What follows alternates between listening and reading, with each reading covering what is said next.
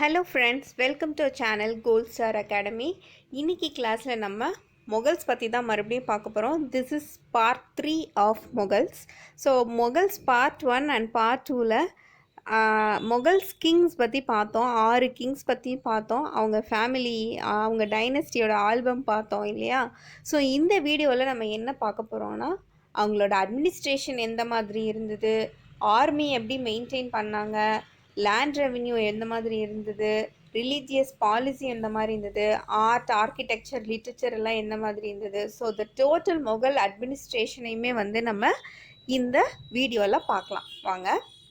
So first will see the central administration. So when it comes to central administration, the emperor was the supreme head of the Mughal administrative system. He was the lawmaker, the chief executive, the commander-in-chief of the army. The most important officials were the Vakil, Prime Minister, the Wazir or Diwan. He is the charger of revenue and expenditure. Mir Bakshi, he is the in charge of army. The Mir Saman, the royal household. Qazi, the chief judge. Sadaras Sudarbas, minister of enforcing Islamic law Sharia. ஓகேங்களா? So central administration பற்றிலாம் முதல்ல வந்து emperor என்ன சொல்கிறாரோ அதுதான் important. So எல்லாத்துக்குமே டோட்டலாக chief வந்து அவர் தான். He is the supreme head. So அவருக்கு கீழே நிறைய மினிஸ்டர்ஸ்லாம் இருந்தாங்க, ப்ரைம் மினிஸ்டர் இருந்தாங்க. ஸோ ஒவ்வொருத்தருக்கும் ஒரு நேம் கொடுக்குறாங்க. ப்ரைம் மினிஸ்டர் அப்படின்னா வக்கீல் அப்படிங்கிறது தான் அந்த காலத்து நேம். ஓகேங்களா? ஸோ இப்போ வந்து நம்ம ப்ரைம் மினிஸ்டர் அப்படிங்கிற டேர்ம் வந்து யூஸ் பண்ணுறோம். ஸோ அப்போ யூஸ் பண்ண அவங்க மொகல்ஸ் யூஸ் பண்ண டேர்ம் வந்து த வக்கீல். வக்கீல், வாசீர், பக்ஷி, மீர் சமான், காசிங்கிறது வந்து சீஃப் ஜட்ஜராக இருந்தவர். அதுக்கப்புறம் இந்த சட்ரஸ் சுதர்பாஸ் அப்படிங்கிறவர் வந்து இஸ்லாமிக் லா பற்றி பார்த்துக்கிட்டாரு. இஸ்லாமிக் லாவோட பேர் ஷாரியா லா. ஓகேங்களா? ஸோ ஷாரியா அப்படிங்கிறது முஸ்லீம்ஸோட ஒரு டைப் ஆஃப் லா, அதுதான் வந்து சொல்கிறாங்க. அந்த ஷாரியா சட்டப்படி என்னவோ அந்த தண்டனை வந்து அவங்க கொடுப்பாங்க தப்பு பண்ணுறவங்களுக்கு. அதுதான் இங்கே மீன் பண்ணுறாங்க. Okay, so next we'll see about the provincial administration. So central அட்மினிஸ்ட்ரேஷனுங்கிறது ஓவராலாக நீங்கள் பார்த்தீங்கன்னா தெரியும், ஃபுல் இந்தியாவுமே கிட்டத்தட்ட அவங்க கண்ட்ரோலில் தான் இருந்தது. ஸோ ஓவரால் இந்தியாவை பற்றி அவங்க பார்த்தது தான் வந்து சென்ட்ரல் அட்மினிஸ்ட்ரேஷன். ப்ரொவின்ஷியல் அப்படிங்கிறது நத்திங் பட் ஸ்டேட்ஸ். ஒவ்வொரு ஸ்டேட்லேயும் எந்த மாதிரி வந்து அட்மினிஸ்ட்ரேஷன் இருந்தது. ஸோ இப்போ நம்ம சொல்கிறோம் ப்ரெசன்ட் இந்தியாவில் வந்து ஸ்டேட் கவர்மெண்ட், சென்ட்ரல் கவர்மெண்ட்டுன்னு சொல்கிறோம். ஸோ சென்ட்ரல் கவர்மெண்ட் வந்து சென்ட்ரலாக வந்து எல்லாத்தையும் அட்மினிஸ்ட்ரேட் பண்ணுறது. ஸ்டேட் கவர்மெண்ட் வந்து Tamil Nadu state, Karnataka state, Kerala state, அந்த மாதிரி தனித்தனியாக பார்த்துக்குறோம் இல்லையா? ஸோ அதை தான் வந்து ப்ரொவின்ஷியல் அட்மினிஸ்ட்ரேஷன் அப்படிங்கிற கொடுத்துருக்காங்க. ஸோ ப்ரொவின்ஸுன்றது ஒரு பார்ட், சவுத் இந்தியாங்கிறது ஒரு ப்ரொவின்ஸு, குஜராத்தி, மராத்தி இது வந்து ஒரு ப்ரொவின்ஸு, சென்ட்ரல் இந்தியா ஒரு ப்ரொவின்ஸு, இது அந்த ஆப்கான் சைடு, பாகிஸ்தான் சைடு அது ஒரு ப்ரொவின்ஸ். இது மாதிரி ப்ரொவின்சஸாக வந்து பிரிச்சிருந்தாங்க. ஸோ இந்த ஒவ்வொரு ப்ரொவின்சஸ்லையும் வந்து அட்மினிஸ்ட்ரேஷன் எந்த மாதிரி இருந்தது அப்படிங்கிறத நம்ம இதில் பார்க்குறோம். The empire was divided into several subas. சுபாஸ்னா ப்ரொவின்சஸ்னு அர்த்தம், அல்லது ஸ்டேட்ஸ் அப்படின்னு சொல்லி அர்த்தம். சுபாஸ் அப்படின்னு சொல்கிறாங்க. Each suba was under the control of an officer called சுபேதார். ஓகேங்களா? ஸோ இப்போ வந்து நம்ம சீஃப் மினிஸ்டர் அப்படின்னு சொல்கிறோம் இல்லையா? ஸோ அது மாதிரி ஒரு ப்ரொவின்ஸ் ஃபுல்லாக வந்து அவரோட கண்ட்ரோல், யாரோட கண்ட்ரோலில் இருந்ததுன்னு பார்த்தீங்கன்னா சுபேதார். சுபாவோட கண்ட்ரோல் சுபேதார் கிட்ட இருந்தது. The subas were further divided into districts called சர்க்கார்ஸ். ஓகேங்களா? ஸோ சர்க்கார், விஜய் படம் பார்த்துருப்பீங்க இல்லையா? ஸோ சர்க்காருங்கிறது அந்த வேர்டு எங்கேருந்து வந்தது அப்படின்னு சொல்லி பார்த்தீங்கன்னா நம்ம மொகல் கிங்டம்லேருந்து தான் வந்திருக்கு. சரிங்களா? ஸோ சுபாஸை வந்து என்ன பண்ணுறாங்க, இப்போ கூட வந்து நம்மளோட தமிழ்நாடு ஸ்டேட்டில் டிஸ்ட்ரிக்டாக பிரிச்சிருக்காங்க. ஸோ விழுப்புரம் ஒரு தனி டிஸ்ட்ரிக்ட், செங்கல்பட்டு ஒரு தனி டிஸ்ட்ரிக்ட், தேனி ஒரு தனி டிஸ்ட்ரிக்ட், சேலம் ஒரு தனி டிஸ்ட்ரிக்ட், இப்படி டிஸ்ட்ரிக்டாக பிரிச்சிருக்காங்க இல்லையா? ஸோ அதே மாதிரி என்ன பண்ணுறாங்க, சுபாஸை சர்க்கார்ஸாக டிவைட் பண்ணுறாங்க. ஸோ ஒவ்வொரு சர்க்கார்ஸ்க்கும் ஒரு ஹெட் இருப்பார். ஓகேங்களா? ஸோ அதே மாதிரி சர்க்கார்ஸை மறுபடியும் ஃபர்தராக சப்டிவிஷன் பண்ணியிருக்காங்க, which is called as pargana அப்படின்னு சொல்லி சொல்கிறாங்க. ஓகேங்களா? So subahs were divided into sarkars, sarkars were divided into parganas, and parganas அப்படிங்கிறது it's a group of villages. ஓகேங்களா? ஸோ பேசிக் யூனிட் எதுன்னு பார்த்தீங்கன்னா வில்லேஜஸ் ஆர் கிராமஸ். ஓகேங்களா? ஸோ நம்பர் ஆஃப் வில்லேஜஸ் சேர்ந்தது ஒரு பர்கானா, நம்பர் ஆஃப் பர்கானாஸ் சேர்ந்தது ஒரு சர்க்கார், நம்பர் ஆஃப் சர்க்கார் சேர்ந்தது ஒரு சுபா. ஓகேங்களா? ஸோ வந்து இப்போ வந்து நம்ம சொல்லணும் அப்படின்னு சொல்லி பார்த்தீங்கன்னா இப்போ சென்ட்ரல் டோட்டல் இந்தியா அதை வந்து நம்ம ஸ்டேட்ஸாக பிரிச்சிருக்கோம், ஸ்டேட்ஸை வந்து டிஸ்ட்ரிக்ட்ஸாக பிரிச்சிருக்கோம், டிஸ்ட்ரிக்ட்ஸை வந்து தாலுகாஸாக பிரிச்சிருக்காங்க. ஓகேங்களா? ஸோ இந்த தாலுகா அந்த ஒரு டிஸ்ட்ரிக்டில் பார்த்தீங்கன்னா ஒரு 7-8 தாலுகா இருக்கும். தாலுகா ஆஃபீஸ்லாம் சொல்லி நீங்கள் கேள்விப்பட்டிருக்கீங்க. தாலுகாஸாக தாலுக்ஸ் அப்படின்னு சொல்லி சொல்லுவாங்க, தாலுக்ஸாக பிரிச்சிருக்காங்க. ஸோ இந்த தாலுக்ஸ்குள்ளார பார்த்தீங்கன்னா யூ வில் ஹாவ் வில்லேஜஸ். ஓகேங்களா? ஸோ வில்லேஜ் அட்மினிஸ்ட்ரேட் பண்ணுறதுக்கு we have village administrative officers, taluks administrate பண்ணுறதுக்கு we have taluk officers or tahsildars. So அதே மாதிரி வந்து டிஸ்ட்ரிக்ட் அட்மினிஸ்ட்ரேட் பண்ணுறதுக்கு you have a collector. Okay, district collector. So இது வந்து ப்ரெசன்ட் இந்தியாவில் இருக்க சிஸ்டம். ஸோ இது வந்து முகல்ஸில் தான் இந்த மாதிரி இருந்தது. சுபாவை வந்து சர்க்கார்ஸாக பிரிச்சிருக்காங்க, சர்க்கார்ஸை வந்து பர்கானாஸாக பிரிச்சிருக்காங்க, and parganas are subdivided is nothing but group of villages. So கிராமம் அல்லது village, that is the basic unit. Okay, the towns and cities were administrated by kotwals. So இது வந்து லோக்கல் அட்மினிஸ்ட்ரேஷன். இப்போ நம்ம ஊர்லேயுமே கூட வந்து பஞ்சாயத்து, லோக்கல் பஞ்சாயத்துலாம் இருக்கு இல்லையா? சில சின்ன ஊருனா வந்து பஞ்சாயத்து அப்படின்னு சொல்லி சொல்லுவோம், கொஞ்சம் மீடியம் அதை விட கொஞ்சம்னா டவுன் பஞ்சாயத் அப்படின்னு சொல்லி சொல்லுவோம் இல்லையா? ஸோ அது மாதிரி அந்த காலத்தில் என்ன இருந்தது அப்படின்னு சொல்லி பார்ப்போம். the towns and cities were administrated by கொத்தவால்ஸ். ஓகேங்களா? கொத்வால்ஸ் அப்படின்னு சொல்லி சொல்கிறாங்க. The administration of villages was left in the hands of local village panchayats. இது வந்து நிறைய சினிமாலெல்லாம் பார்த்துப்பாங்க. வில்லேஜில் பார்த்திங்கன்னா ஒரு பஞ்சாயத்து இருக்கும். ஸோ ஒரு குரூப் ஆஃப் பீப்புள் வந்து அதை வந்து தே வில் பி ஹெட்டிங் த பஞ்சாயத். ஏதாவது ஒரு கேஸ் வந்தது, ஏதாவது ஒரு ஊரில் பிரச்சனைனா வந்து ஊர் மக்கள் எல்லாம் சேர்ந்து கூட்டம் போட்டு மரத்தடியில் உட்காந்து பேசுவாங்க. அந்த பஞ்சாயத்து தலைவர்கள் இருப்பாங்க இல்லையா? ஸோ அவங்க வந்து இந்த கேஸில் என்ன பிரச்சனை, நம்ம என்ன இதுக்கு சொல்யூஷன் கொடுக்கலாம் அப்படின்னு சொல்லிட்டு டிஸ்கஸ் பண்ணி சரி இதுதான் தீர்ப்பு அப்படின்லாம் சொல்லுவாங்க. சினிமாலெலாம் நான் பார்த்துக்கோம். ஸோ இது வந்து அந்த கால முகல்ஸ்லேருந்து தான் இப்போ வந்திருக்கு. பார்த்திங்கன்னா the administration of villages was left in the hands of local village panchayat. Local village panchayat is nothing but an informal institution of justice in villages. அதான் அது ஒரு இன்ஃபார்மல் இன்ஸ்டிடியூஷன், சும்மா தீர்ப்பு வழங்குறதுக்கு சின்ன பிரச்சனைங்களுக்கு. இதை பஞ்சாயத்தை வந்து ஹெட்டிங் பண்ணது யாருன்னு பார்த்தீங்கன்னா பஞ்சாயத்தார்ஸ். ஸோ தமிழில் வந்து பஞ்சாயத்துக்காரு அப்படின்னு சொல்லி சொல்லுவோம் இல்லையா? நாட்டாமை அப்படின்னு சொல்லுவோம் இல்லையா? ஸோ த பஞ்சாயத்தார்ஸ் அதுதான் ஜூரி. ஒருத்தர் இருக்க மாட்டார், ஒரு 4-5 பேர் இருப்பாங்க. ஓகேங்களா? ஸோ அந்த ஜூரி தான் வந்து they dispensed justice. This was the local administration. So then comes the army. So ஆர்மியில் வந்து முகல் ஆர்மி வந்து எந்த மாதிரி இருந்தது? ஸோ இவர் பாபர் ஆரம்பித்து வச்சது சரிங்களா? ஸோ ஒரு சின்ன பிளேஸில் இருந்து ஃபுல் இந்தியாவையும் அவங்க ஆக்குபை பண்ணாங்க. ஸோ அந்தளவுக்கு அவர் பவர்ஃபுல்லான ஆர்மி வந்து முகல் கிங்ஸ் வச்சுருந்தாங்க.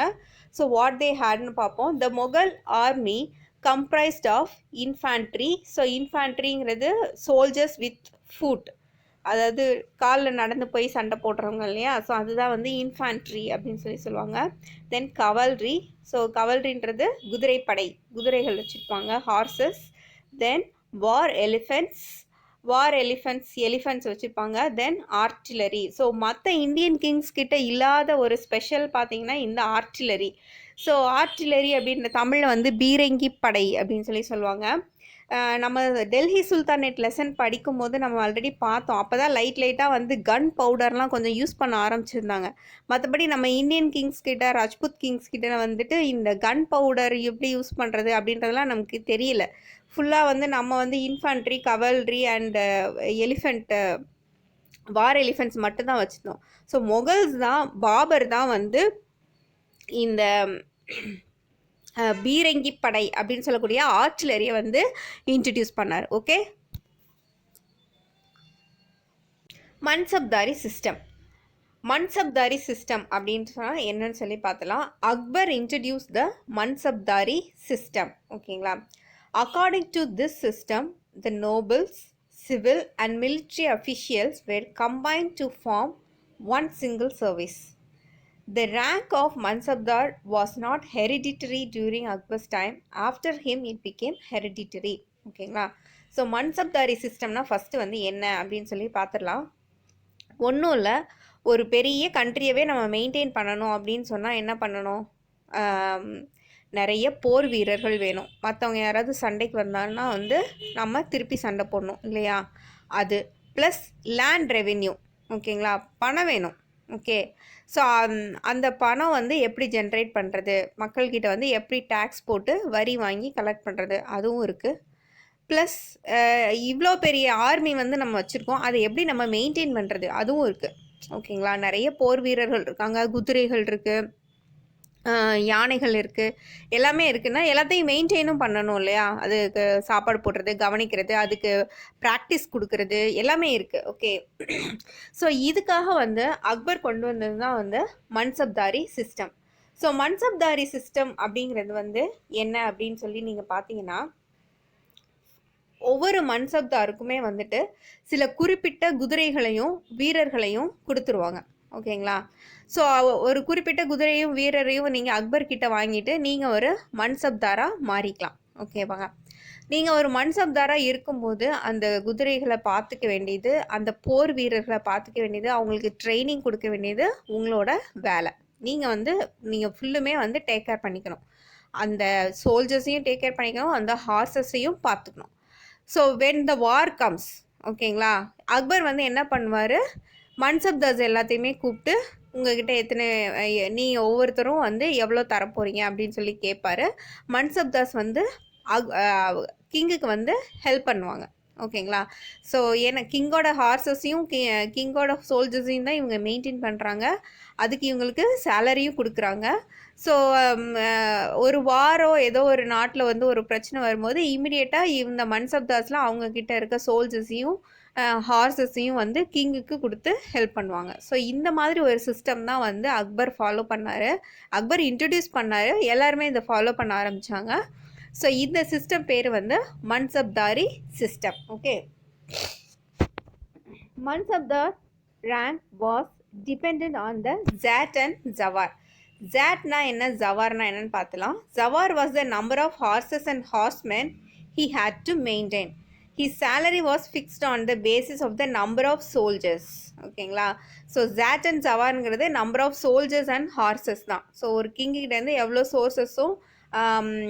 எவ்வளோ சோல்ஜர்ஸும் எவ்வளோ ஹார்ஸஸும் நம்ம வாங்குகிறோம் அப்படிங்கிறத பொறுத்து தான் இருந்தது.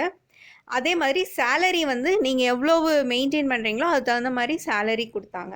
Say for example mansabdar received ranging from 10 to 10,000. ஓகேங்களா. 10 ஹார்சஸ் 10 சோல்ஜர்ஸ் வாங்கினா உங்களுக்கு வந்து லோவர் ரேங்க். ஒரு 1000 ஹார்சஸ்ஸு 1000 சோல்ஜர்ஸ் இருந்ததுன்னா கொஞ்சம் அதை விட கொஞ்சம் பெரிய rank mansabdar.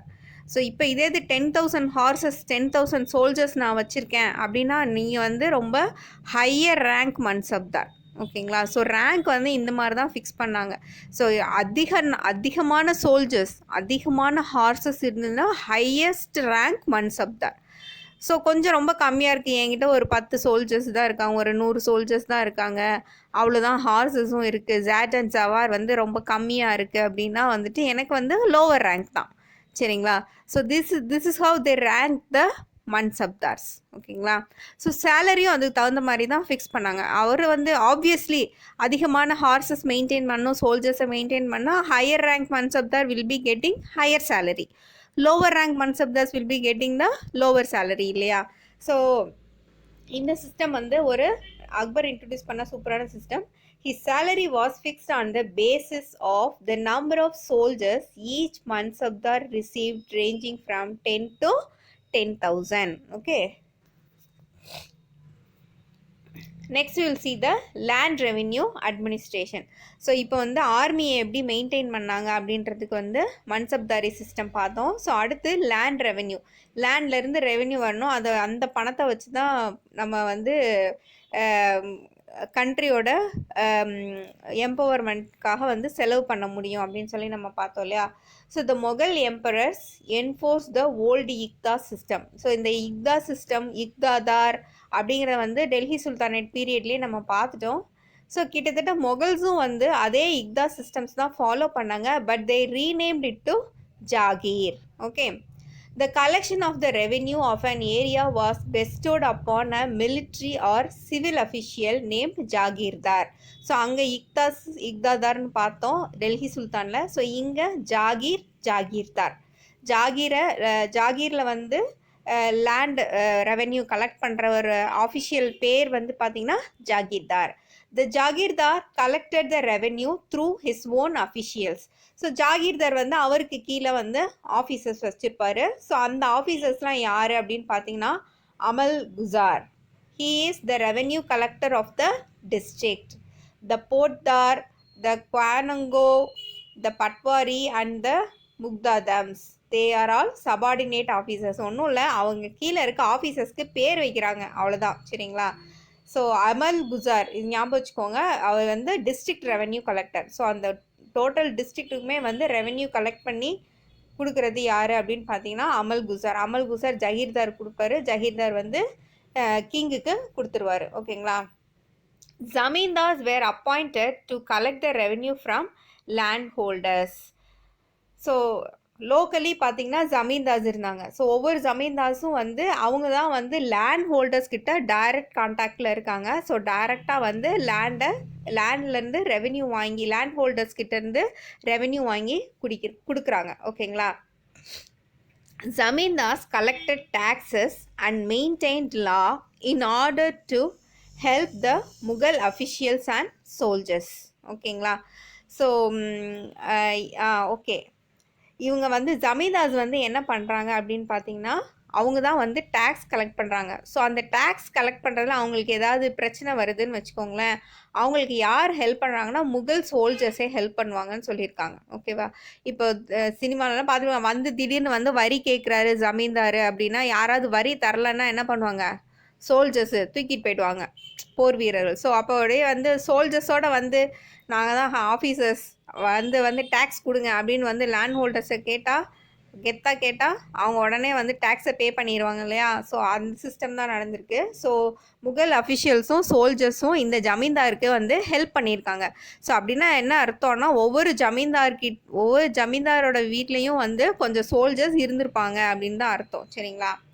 So at the end of the 16th century, the Jamindars were conferred hereditary rights over their Jameen. So அக்பரோட பீரியடில் பார்த்தீங்கன்னா இந்த ஜமீன்தார் சிஸ்டம் வந்து இருந்தது, ஆனால் அது ஹெரிடிட்ரியாக இல்லை. அக்பரே வந்து நாமினேட் பண்ணுவார், இவர் வந்து இத்தனை வருஷம் ஜமீன்தாராக இருந்தார்னா அடுத்த ஒரு எஃபிஷியன்ட் பர்சன் யாரையாவது வந்து கண்டுபிடிச்சி நெக்ஸ்ட் ஜமீன்தாராக நீ இருந்துக்கோங்க, அடுத்த ஜமீன்தாராக நீங்கள் இருந்துக்கோங்க, அந்த மாதிரி சொல்லிட்டு இருந்தாங்க. அதே மாதிரி தான் மன்சப்தாரி சிஸ்டம்லேயும் அதே மாதிரி தான். ஒரு மன்சப்தார் இருந்தார்னா அவரோட பீரியடுக்கு அப்புறமா இன்னொரு மன்சப்தார், அந்த மாதிரி ஒரு தகுதியான பர்சனை வந்து செலக்ட் பண்ணி போட்டுட்டு இருந்தாங்க. ஆனால் அக்பரோட பீரியட் பிறகு மன்சப்தாரி சிஸ்டத்துலேயும் சரி இந்த ஜமீன்தாரி சிஸ்டத்துலேயும் சரி ரெண்டுமே வந்து ஹெரிடிட்டரியாக மாறிடுச்சு. ஓகேங்களா. ஸோ மன்சப்தாரி சிஸ்டம்ங்கிறது ஆர்மியை மெயின்டைன் பண்ணுற சிஸ்டம், இந்த ஜமீன்தாரி சிஸ்டம்ங்கிறது வந்து லேண்ட் ரெவென்யூ கலெக்ட் பண்ணுற சிஸ்டம். இந்த ரெண்டுமே வந்து ஹெரிடிட்டரியாக மாறிடுச்சு. ஹெரிடிட்டரினே வேற ஒன்றும் இல்லை, அப்பா ஜமீன்தாராக இருந்தானா அடுத்த ஜமீன்தார் பையன், அதுக்கடுத்த ஜமீன்தார் அவரோட பையன், அதுதான். ஸோ அதே தான் வந்து மன்சப்தாரி சிஸ்டம்லையும் அப்பா வந்து மன்சப்தாராக இருந்தார்னா அவருக்கு அடுத்த மன்சப்தார் அவரோட பையன், அவருக்கு அடுத்த மன்சப்தார் அவரோட பையன். ஸோ இந்த மாதிரி வந்து ஹெரிடிட்ரியாக மாறிடுச்சு. மற்றவங்க யாரும் மன்சப்தார் ஆகவும் முடியாது, ஜமீன்தார் ஆகவும் முடியாது. ஸோ இந்த மாதிரி ஹெரிடிட்டியாக மாறினது ஆஃப்டர் அக்பர்ஸ் பீரியட். ஸோ அடுத்து பாருங்கள், ராஜா தோடர் மால். ஸோ இது வந்து unforgettable name. He was the revenue minister of Akbar. So அவர் தான் வந்து இந்த லேண்ட் ரெவென்யூவே வந்து கரெக்டாக வந்து ஃபார்முலேட் பண்ணி கொடுத்தாரு. ஓகேங்களா. ஸோ அவர் வந்து என்ன பண்ணார் அப்படின்னு சொல்லி ராஜா தோடர் மால் வந்து என்ன பண்ணுறாருன்னா லேண்டை வந்து கேட்டகரைஸ் பண்ணுறாரு. ஸோ எப்படி கேட்டகரைஸ் பண்ணுறாரு, இந்த லேண்ட் வந்து நல்ல ஈல்டு கொடுக்கும், இந்த லேண்ட் வந்து அவ்வளோவா ஈல்டு கொடுக்காது, கம்மியாக தான் ஈல்டு கொடுக்கும். ஸோ இந்த லேண்ட் வந்து ஒரு டெசர்ட் லேண்ட் மாதிரி தான், இதுலேருந்து ஈல்டே வராது. ஸோ இந்த மாதிரி வந்து லேண்டை வந்து கேட்டகரைஸ் பண்ணி அந்த கேட்டகரிக்கு தகுந்த மாதிரி டேக்ஸ் கலெக்ட் பண்ணுறாங்க. ஓகேவா? ஸோ அந்த சிஸ்டத்தை இன்ட்ரடியூஸ் பண்ணது யாருன்னு பார்த்தீங்கன்னா Raja Todar Mal. He was the revenue minister of Akbar. He refined the zabt system introduced by Shershah. இந்த ஷெர்ஷா சிஸ்டத்தை இன்ட்ரடியூஸ் பண்ணது ஷெர்ஷா தான் வந்து இந்த ஜாட் சிஸ்டத்தை வந்து இன்ட்ரடியூஸ் பண்ணார். ஜாட் சிஸ்டம், ஓகேங்களா? ஜாட் அப்படின்னு சொல்லணும். ஸோ வந்து ராஜா தோடர்மால் வந்து ஷெர்ஷா இன்ட்ரடியூஸ் பண்ண அந்த ஜாட் சிஸ்டத்தை கொஞ்சம் ரிஃபைன் பண்ணுறார், அவ்வளோதான். According to this system, after a survey, lands were classified based on the fertility of the soil. ஓகேங்களா? ஸோ ஃபெர்டிலிட்டி ஆஃப் த சாயில்னால் ஒன்றும் இல்லை, இந்த லேண்ட் வந்து நல்ல விளைச்சல் கொடுக்கும், அதிகமான விளைச்சல் கொடுக்கும். எந்த மரம் செடி கொடி எது பேடி எது வச்சாலுமே வந்து சூப்பராக வந்து ஈல்டு கொடுக்கும் அப்படின்னு. சில லேண்ட்ஸ் வந்து அவ்வளோவா வராது இல்லையா? ஸோ அந்த மாதிரி கேட்டகரைஸ் பண்ணுறாங்க. அதுக்கு வந்து ஒரு சர்வே பண்ணி அதை லேண்டை வந்து கேட்டகரைஸ் பண்ணுறாங்க. The share of the state was fixed at 1/3 of the average produce for the 10 years. அதாவது 10 வருஷமாக விளைந்த விளைச்சலோட ஆவரேஜ் என்னன்னு சொல்லி எடுத்து அதில் 1/3 பங்கு. ஓகேங்களா? ஸோ இப்போ வந்து உங்களுக்கு வந்து ஒரு 30 கிலோ அரிசி உங்களோட லேண்டில் வந்து விளையுது அப்படின்னு சொல்லி சொன்னீங்கன்னா அதில் 10 கிலோ அரிசியை வந்து கிங்குக்கு கொடுத்துடணும். அதுதான் 1/3. ஓகேங்களா? ஸோ 30ல் 10 வந்து கொடுத்துடணும். அதாவது 3 கிலோ விளையுதுன்னா 1 கிலோ வந்து கவர்மெண்ட்டுக்கு கட்டிடணும். அதுதான் 1/3 அப்படிங்கிறது. சரிங்களா? So 1/3 of the average producer for 10 இயர்ஸ்ன்னு சொல்லியிருக்காங்க. The emperor granted lands to scholars, holy man and religious institutions. So இது வந்து எப்போவுமே நடக்கிறது தான். ஈவன் டியூரிங் சங்க காலம், சங்கா பீரியட்லேருந்துமே நடந்துகிட்ருக்கு. ஸோ எப்போவுமே நல்லா ஸ்காலர்ஸுக்கு, ரிலீஜியஸ் பீப்புளுக்கு, எஜுகேஷ்னல் பர்பஸ்க்கு அல்லது இந்த மெடிசினல் பர்பஸ்க்கெலாமே வந்து லேண்டை வந்து ஃப்ரீயாக கொடுத்துருவாங்க. அந்த லேண்டுக்கெலாம் வந்து டேக்ஸே கலெக்ட் பண்ண மாட்டாங்க. ஓகேங்களா? ஸோ இப்போவுமே கூட சில கோயில் நிலங்களுக்கெல்லாமே வந்து கவர்மெண்ட் வந்து டேக்ஸ் எதுவும் கலெக்ட் பண்ணாது, ஃப்ரீ தான். சரிங்களா? ஸோ கோயில் நிலம் அப்படின்னு சொல்லுவாங்க. அந்த கோயில் நிலத்துக்கு எல்லாமே வந்து ஃப்ரீயாகவே கொடுத்துருவாங்க, எந்த டேக்ஸும் கலெக்ட் பண்ண மாட்டாங்க. அதே மாதிரி அந்த காலத்துலலாம் படிப்போம்ல, புலவர்களுக்கு வந்து மன்னர் வந்து இந்த இடத்தெல்லாம் கொடுத்தாரு அப்படின்னு சொல்லிட்டு. அதே மாதிரி தான் வந்து இந்த முகல் பீரியட்லையுமே பண்ணியிருக்காங்க. ஸோ ரிலீஜியஸ் ஸ்காலர்ஸ்க்கு, நல்ல ஸ்காலர்ஸ்க்கு, எஜுகேஷ்னல் பர்பஸ்க்கு ஒரு படிப்பு சொல்லி கொடுக்குறதுக்காக ஒரு இடத்த கொடுக்குறாங்க அப்படின்னா அதெல்லாமே வந்து ஃப்ரீயாக கொடுத்துட்றாங்க. அந்த லேண்டுக்கெலாம் வந்து டேக்ஸே உங்களுக்கு கிடையாது. ஓகேங்களா? தீஸ் லேண்ட்ஸ் ஆர் கால்ட் சுயூர்கள். ஓகேங்களா? ஸோ சுயூர்கள், they are tax free lands. Okay, next will see the religious policy. The Mughal emperors were the followers of Islam. இது ஆல்ரெடி நம்ம பார்த்ததான். So but Akbar was very liberal in his religious policy. இதுவும் நம்ம பார்த்தது. Akbar tried to include the good principles in all religions and formulated them into one single faith called Deen Ilahi or divine faith. So அக்பரோட religion எதுன்னு பார்த்தீங்கன்னா தீன் Ilahi. So தீன் இலாஹி நம்ம already பார்த்தோம் இல்லையா? அக்பர் வந்து ஒரு ஹால் கட்டி கொடுத்தாரு.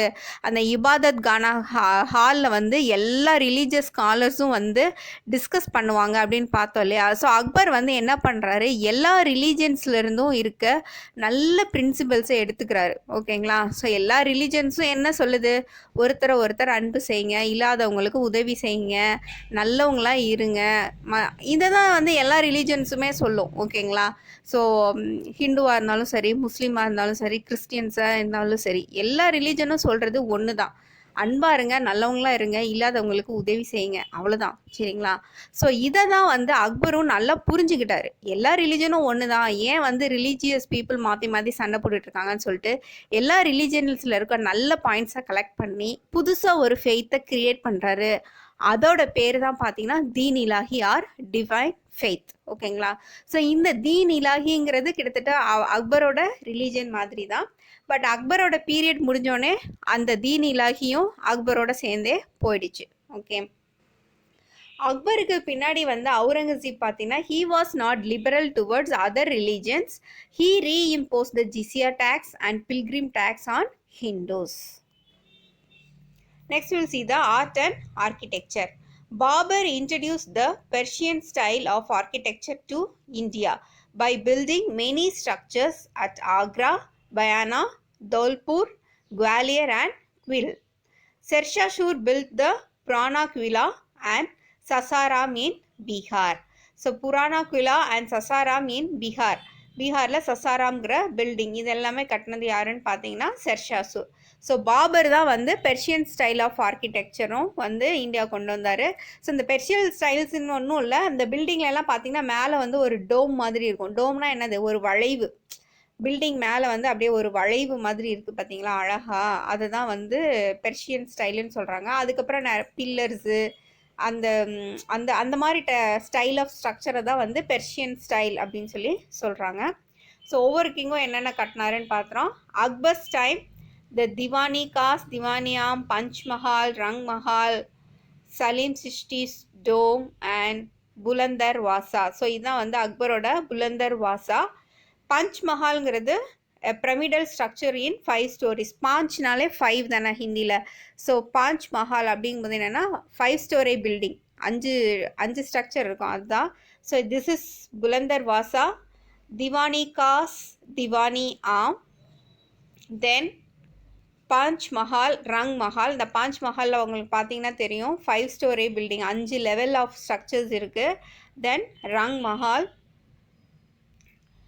அதுக்கப்புறமா ஷாஜஹான் தெரியும், த ஃபேமஸ் தாஜ்மஹால், சரிங்களா. வேர்ல்ட் ஃபேமஸ் தாஜ்மஹால் ஒயிட் ஸ்டோன்லேயே கட்டியிருப்பார் by the side of the Jamna river at Agra.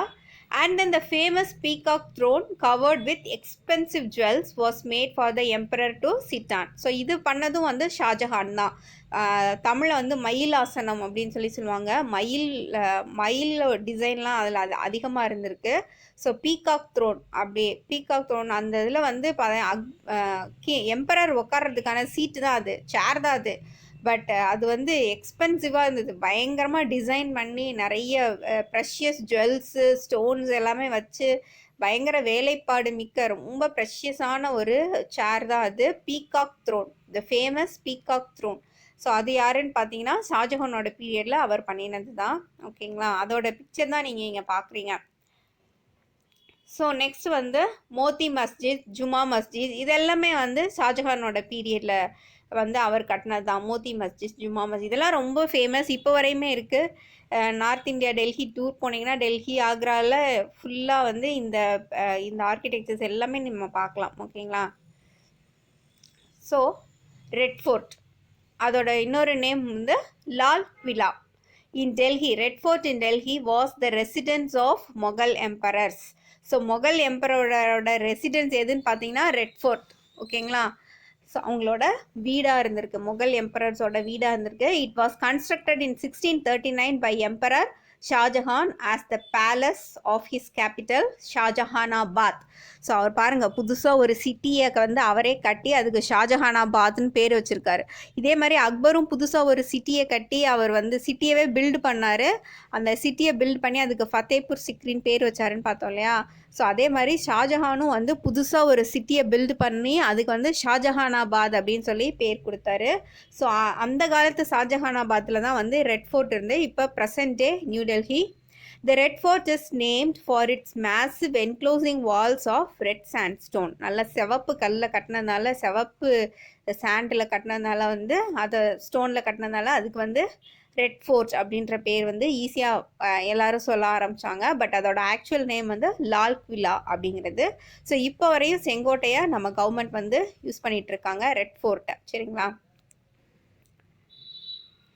That's all friends, art and architecture பார்த்தாச்சு. மொகல் எம்பரர்ஸ் பற்றி கம்ப்ளீட்டாக அவங்களோட அட்மினிஸ்ட்ரேஷன்ஸ் பற்றி பார்த்தோம். வீடியோ பாருங்கள், ஈஸியாக படிங்க, உங்கள் ஃப்ரெண்ட்ஸ்க்கு இந்த வீடியோஸை ஃபார்வர்ட் பண்ணுங்கள், நம்ம சேனலுக்கு சப்ஸ்கிரைப் பண்ணுங்கள். தேங்க்யூ.